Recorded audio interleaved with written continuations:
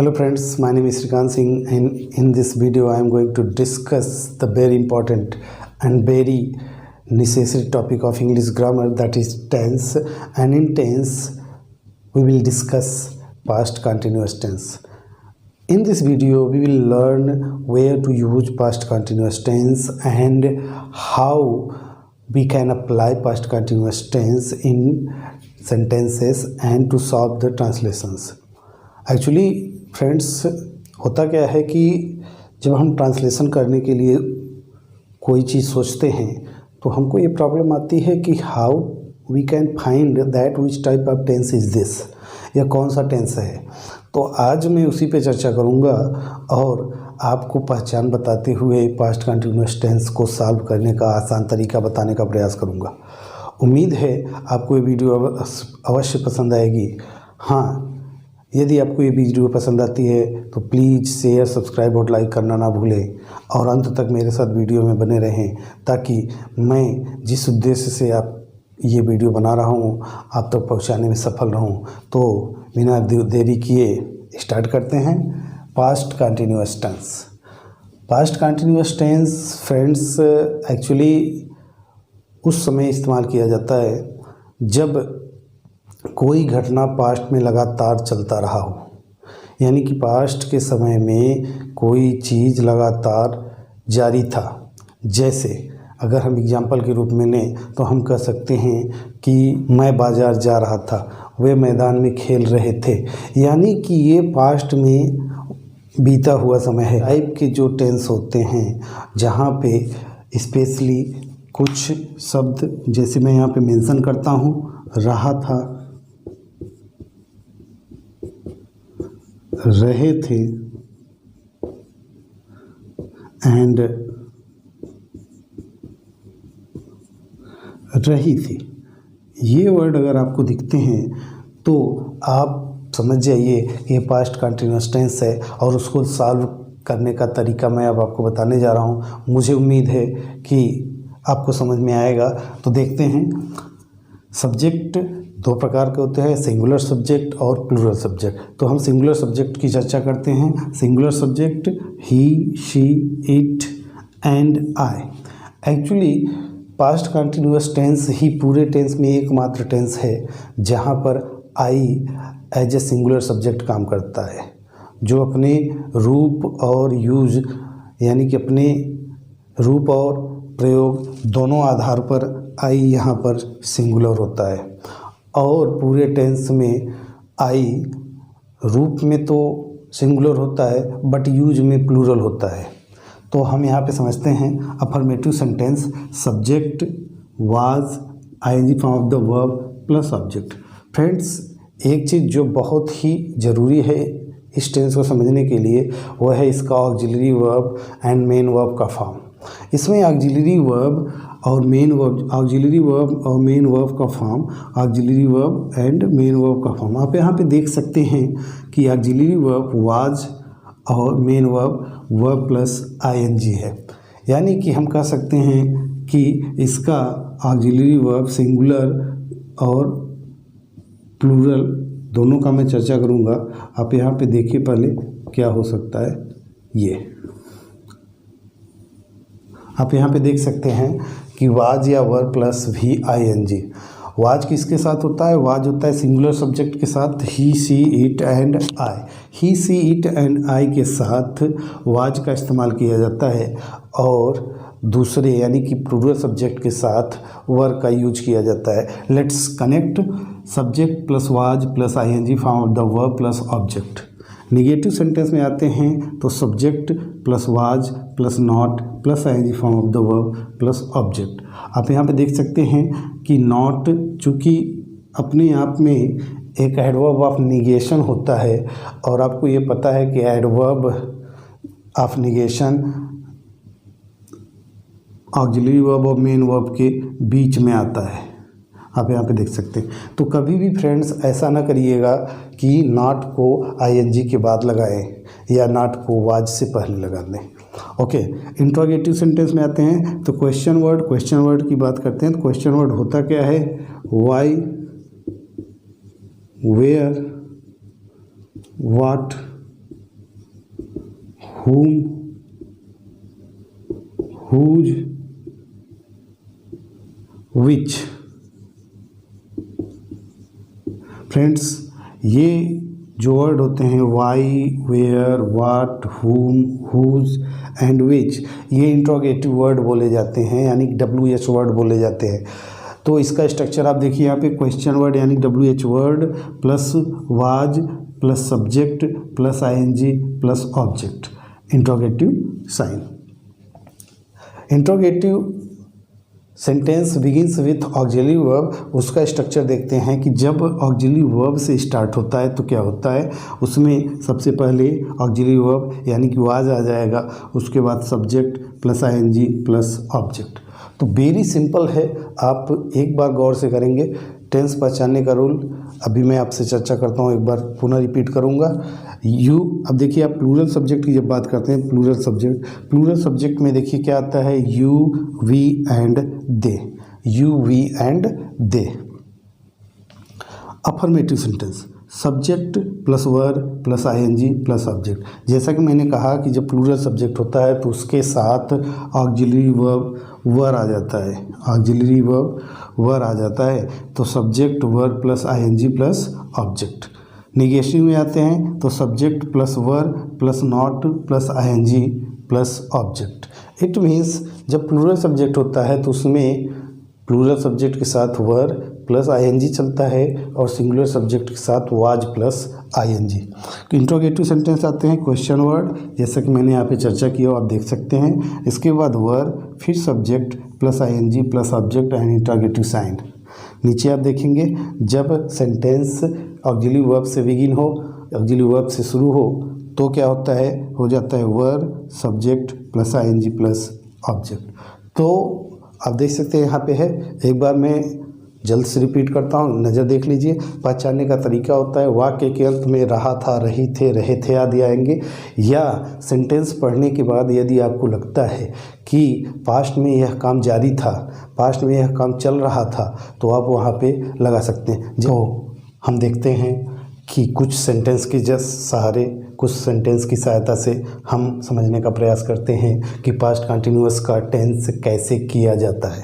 तो देखते हैं फ्रेंड्स, वह बाजार जा रहा था, वह इट मीन सिंगुलर सब्जेक्ट, और वह बाजार जा रहा था यानी कि यह किसी व्यक्ति पुरुष को शो कर रहा है, तो आप इसकी अंग्रेजी क्या लिखेंगे, ही जा रहा था। जैसा कि मैंने बताया सिंगुलर सब्जेक्ट के साथ वाज लगाते हैं, he was going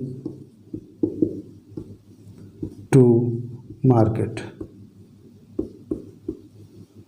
he was going to market. आप यहाँ पर देख सकते हैं ही सिंगुलर सब्जेक्ट है, वाज जैसा कि सिंगुलर सब्जेक्ट के साथ ऑक्सिलरी वर्ब वाज इस्तेमाल होता है, ING form of the verb to market.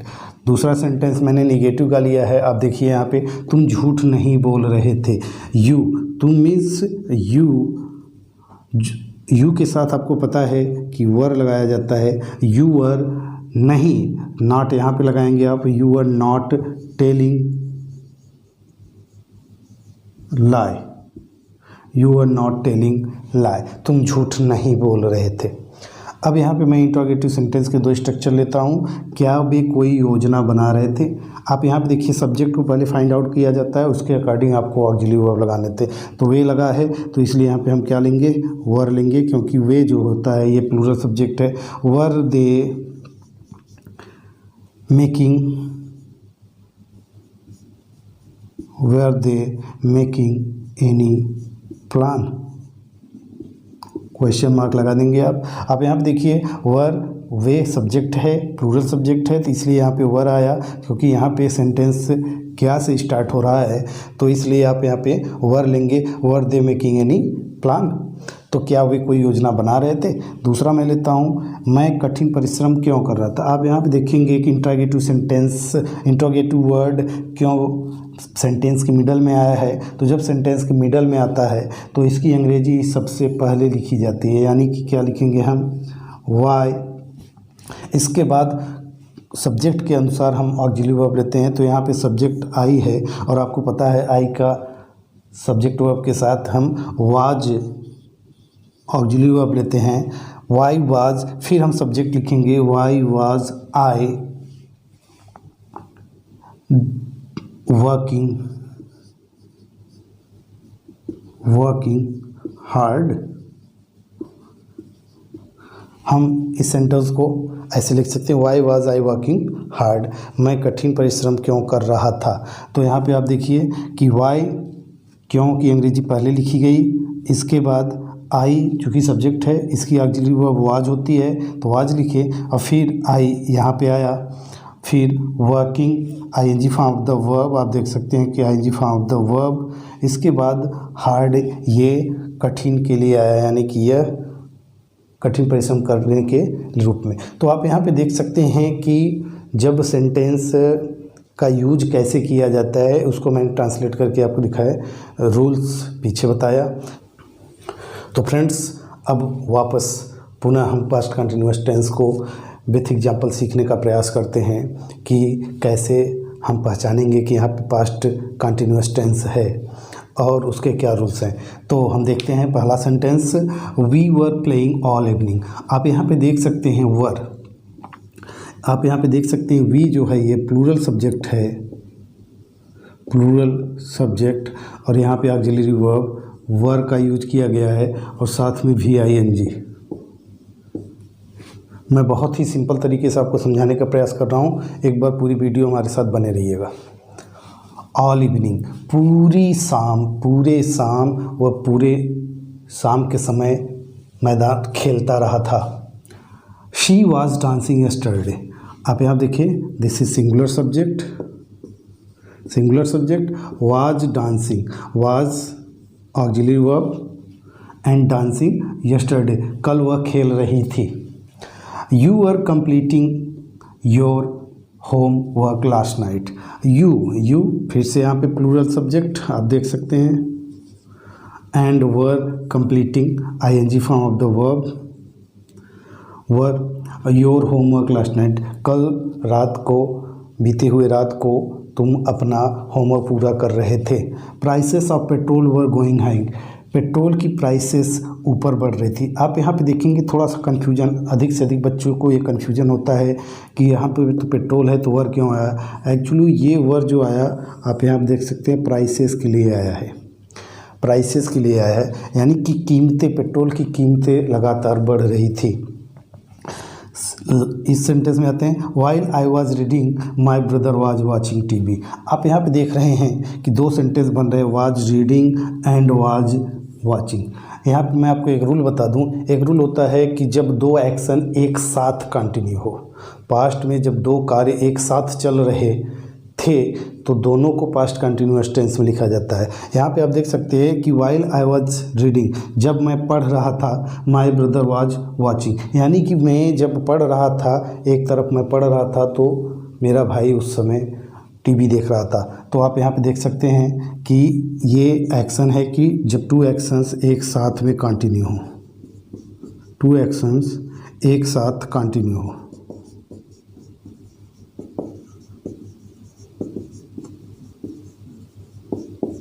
To actions एक साथ चल रहे हो तो हम इस सेंटेंस का प्रयोग करेंगे, वाइल आई वाज रीडिंग। दोनों सेंटेंस को पास्ट कंटिन्यूअस टेंस में लिखा जाएगा, while I was reading my brother was watching TV. Next sentence देखते हैं, she was dancing while her friends were watching her. अब यहाँ पे देखिए she was dancing, she was dancing, जैसा कि आप समझते हैं सी सिंगुलर सब्जेक्ट है, वाज डांसिंग, और यहाँ पर भी देखो दोनों काम साथ में चल रहा है। आप देख सकते हो कि she was dancing while her friends were watching her, वह डांस कर रही थी जबकि उसके मित्र जो थे वो उसे देख रहे थे। यानी कि ये दो सेंटेंस आपको इस रूल को फॉलो करना है कि जब दो एक्शन पास्ट में एक साथ चल रहे हों तो दोनों सेंटेंस को पास्ट कंटिन्यूअस टेंस में लिखा जाता है। नेक्स्ट एग्जांपल में आते हैं, while you were persuading him the doctor left the hall. यहाँ पे देखिए एक रूल काम करता है, इस दो एग्जांपल को मैंने उस रूल से लिया है कि जब एक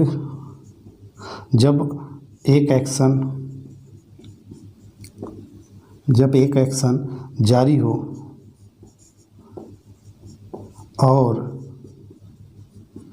बीच में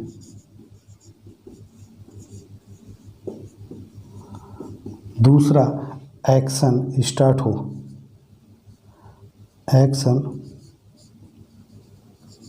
स्टार्ट हो तो यहाँ पे आप देख सकते हो कि जब एक कार्य जारी हो और बीच में दूसरा कार्य स्टार्ट हो जाए तो वहाँ पर पास्ट कंटिन्यूअस टेंस पहले कार्य को जो कार्य पहले, जो एक्शन पहले से जारी था उसको पास्ट कंटिन्यूअस में, और जो बीच में स्टार्ट हो जाता है उसे पास्ट सिंपल टेंस में लिखते हैं। तो आप यहाँ पे एग्जांपल देख सकते हैं, वाइल यू वर परसुएडिंग, यहाँ पे देख सकते हैं यू वर परसुएडिंग, यह पास्ट कंटिन्यूअस का टेंस है, पास्ट कंटिन्यूअस का है। आप देख सकते हैं you were persuading him, the doctor left, ये देखिए आपका पास्ट सिंपल का टेंस है। तो आपको ये चीज़ ध्यान रखना है कि जब एक कार्य चल रहा था और उसके बीच में दूसरा कार्य स्टार्ट हुआ तो पहले कार्य को जो चल रहा था उसे पास्ट कंटिन्यूअस में, और जो बीच में स्टार्ट हुआ उसे पास्ट सिंपल टेंस में लिखा जाएगा।